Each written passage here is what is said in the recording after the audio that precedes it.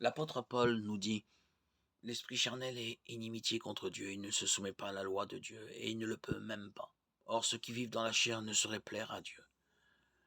Car l'affection charnelle est inimitié contre Dieu, parce qu'elle ne se soumet pas à la loi de Dieu, et même elle ne le peut pas. Or ceux qui vivent selon la chair ne sauraient plaire à Dieu.» Romains 8, 7, 8.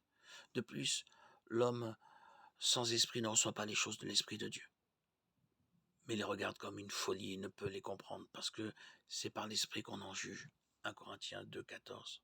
L'homme animal n'accepte pas les choses de l'esprit de Dieu, car elles sont une folie pour lui, et il n'est pas capable de les connaître parce que c'est spirituellement qu'on en juge. Jésus a pu entrer dans notre monde tout en contournant la malédiction transmise par Adam. Jésus a ensuite vécu une vie sans péché d'une perfection absolue. Il était le saint et le juste. Acte 3, 14.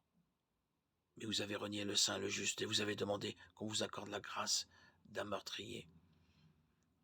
Jésus n'avait pas de péché.